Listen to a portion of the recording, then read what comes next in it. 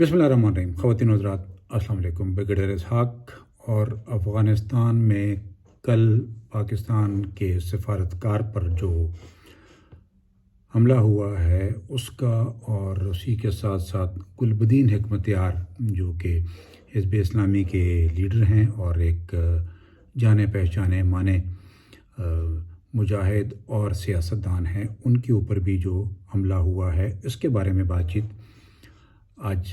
کریں گے۔ اور اس سے پہلے کوشش کیجئے، اگر آپ کو میری باتوں میں کوئی وزن نظر آتا ہے تو میرے چینل کو سبسکرائب ضرور کیجئے گا۔ آتے ہیں جی گلبدین حکمتیار، ان کا جو آفس ہے وہ، اور اسی کے ساتھ ایک مسجد، ملکہ مسجد، وہاں پر ایک حملہ ہوتا ہے جس میں 2 خودکش آتے ہیں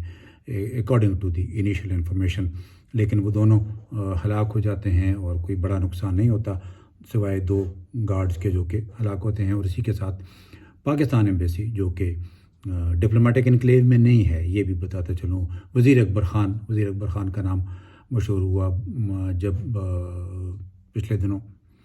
وہاں پر القاعدہ کے جو ایمن الزواری تھے ان کو ڈرون کے ذریعے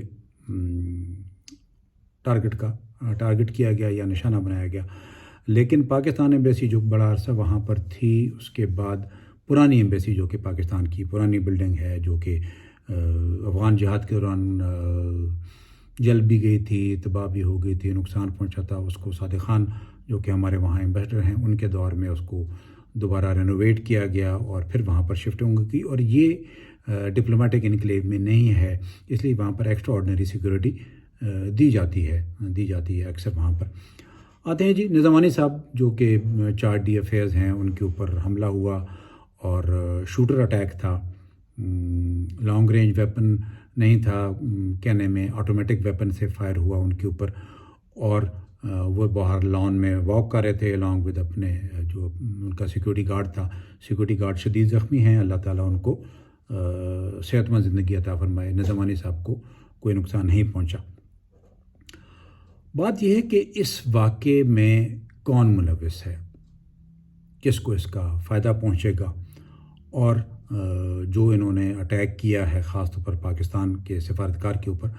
اس سے ان کو حاصل کیا ہوگا۔ یہ 3 چیزیں ہیں جن کے بارے میں بات کرنا میں ضروری سمجھا، اس لیے میں نے آپ سے یہ وی لاگ میں اسی سلسلے میں کر رہا ہوں۔ اور اسی کے ساتھ ساتھ کہ اس واقعے کا سب سے زیادہ فائدہ کس کو ہوگا۔ ایک چیز اور بتاتا چلوں یہیں پر، ہسٹوریکلی اگر ہم دیکھتے ہیں تو افغانستان میں یہ کوئی پہلی بار نہیں ہوا کہ پاکستان کے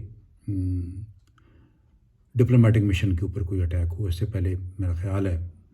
1 درجن سے زیادہ واقعات ہو چکے ہیں مختلف ادوار میں، لیکن پریڈامننٹلی جو ضروری اور امپورٹنٹ چیز ہے وہ یہ ہے کہ طالبان جن کو پاکستان کا قریبی سمجھا جاتا ہے اور پاکستان کی سپورٹ ان کو حاصل رہی ہے، ان کے دور میں یہ پہلا واقعہ ہے اور کافی سیریس واقعہ ہے۔ یہ ایک مختلف ہے باقی ان واقعات سے جو اس سے پہلے ہوتے رہے ہیں، جو کہ 1 درجن سے زیادہ ہیں۔ اب کیا حاصل کرنا چاہتے تھے ٹارگٹ کرنے والے لوگ؟ ان دونوں واقعات کو ہم اگر دیکھیں تو دونوں واقعات،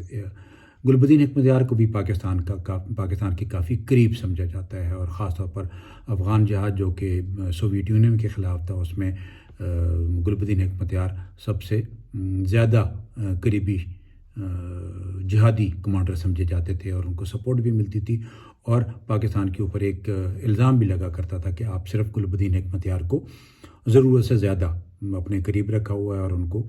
جو فیسلٹیز تھیں، جو امداد تھی، جو سپورٹ تھی، وہ بھی ان کو سب سے زیادہ ملا کرتی تھی، اور انہی کے اوپر ان کے اوپر کل یہ حملہ ہوتا ہے، اور اسی ٹائم فریم میں، اسی وقت میں، اسی دن پاکستانی سفارتکار پر بھی حملہ ہوتا ہے۔ تو یہ دونوں واقعات کو جوڑا بھی جا سکتا ہے اور نہیں بھی جوڑا جا سکتا۔ جوڑا اس طرح جا سکتا ہے کہ یہ دونوں کے دونوں پاکستان ریلیٹڈ ہیں اس لیے، لیکن گلبدین حکمتیار پر بھی پہلی بار حملہ نہیں ہوا، وہ بھی ساری زندگی ان کے اوپر مختلف قسم کے واقعات، اور پھر ان کی جنگ بھی رہی، خاص طور پر وہ خانہ جنگی جو کہ 92 کے بعد ہوئی، اس میں وہ ٹارگٹ رہے ہیں۔ طالبان کے ساتھ بھی وہ لڑتے رہے ہیں اور طالبان کی سپورٹ میں بھی وہ کھڑے رہے ہیں کچھ عرصہ۔ اب آتے ہیں جی کہ یہ دونوں واقعات میں دونوں جو پروڈامننٹ فگرز تھیں، نظامانی صاحب اور گلبدین حکمتیار، دونوں کے دونوں کو کوئی خاص نقصان نہیں پہنچا۔ تو کیا شوٹر یا سوسائڈ کا مقصد صرف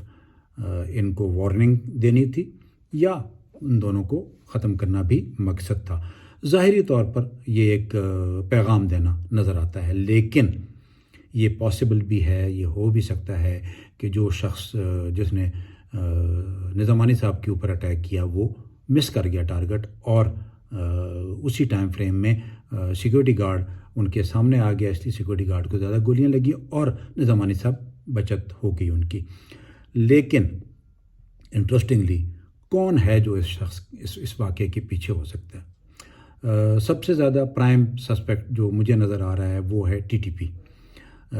اس کے علاوہ اور کوئی ایسے بڑے ایکٹرز نظر نہیں آتے۔ ہاں، یہ کہا جا سکتا ہے کہ اس کا فائدہ ان تمام ایکٹرز کو ہوگا جو کہ پاکستان اور طالبان کے درمیان میں ایک خلیج بنانا چاہتے ہیں، ان کا ٹرسٹ لیول خراب کرنا چاہتے ہیں، اس لیے کہ اس سے 2 دن پہلے ہی ہنا ربانی گھر افغانستان میں تھیں اور کابل میں ان کی کافی تفصیلی ملاقاتیں رہیں، اور افغان طالبان کافی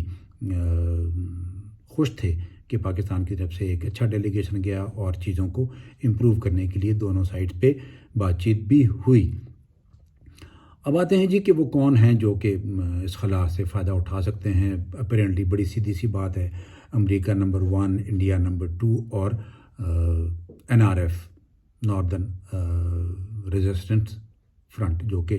احمد مسعود والا ہے، بیکاز یہ وہ لوگ ہیں جو کہ پاکستان کو بلیم کرتے رہے ہیں فار سپورٹنگ طالبان۔ اب ٹی ٹی پی، لیکن ان کے میرے خیال میں ابھی بھی prime suspect T T P رہتی ہے۔ ٹی ٹی پی اس لیے رہتی ہے کہ ایک تو ٹی ٹی پی نے ریسنٹلی سیز فائر کیا تھا، اور سیز فائر کے بعد انہوں نے واقعات بھی کیے، اور پاکستان نے بڑا کیٹیگورک ٹرم میں افغان حکومت کو، طالبان حکومت کو بھی کہا کہ آپ ان کو رین ان کریں، کنٹرول کریں، اس لیے کہ طالبان ٹی ٹی پی کے جو لیڈرشپ وہ افغانستان میں پائی جاتی ہے، اور اسی دوران میں پاکستان میں ان کے کچھ لوگوں کو نقصان بھی پہنچا، لکی مروت میں اور کچھ اور جگہوں پر۔ لیکن اس کے پہلے اگر آپ یاد کریں تو ٹی ٹی پی کے ایک بڑے کمانڈر خالد خراسانی، یا جن کو عبدالولی کے نام سے بھی لوگ جانتے ہیں چونکہ ان کا ایکچوئل نام تھا، ان کی ہلاکت ہوئی تھی اس وقت جب کہ القاعدہ کے جو مشر تھے جس کا میں نے پہلے بھی ذکر کیا کابل میں، ان کی ہلاکت ہوئی تھی۔ تو یہ اسی کے تیسرے دن کی بات ہوئی تھی۔ اور اب یہ چیز آتی ہے کہ ٹی ٹی پی کیا میسج کنوے کرنا چاہ رہی ہے۔ ٹی ٹی پی شاید یہ میسج کنوے کرنا چاہ رہی ہے کہ پاکستان کو یہ بھی بتانا چاہ رہی ہے کہ افغانستان ان کا میدان ہے، اور وہ پاکستان کو کسی بھی صورت میں وہاں پر نقصان پہنچا سکتے ہیں، اور اسی کے ساتھ ساتھ پاکستان کو وہ میسج بھی دینا چاہتے ہوں گے کہ دے آر اسٹرانگ انف، وہ اتنے طاقتور ہیں کہ وہ پاکستان کی سفارتکاروں کو پر بھی حملہ کر سکتے ہیں۔ مقصد وہی گھوم پھر کے کہ جی اس کا مقصد کیا تھا؟ اس کا مقصد یہی ہے، ٹی ٹی پی یہ چاہتی ہے کہ ان کی ٹرمز، کنڈیشنز اور ان چیزوں کے اوپر پاکستان حکومت ان کے ساتھ کوئی پازیٹیو یا ان کے جو مطالبات ہیں ان کو پورا کرے۔ انشاءاللہ اگلی بار ملاقات ہوگی۔ اللہ حافظ۔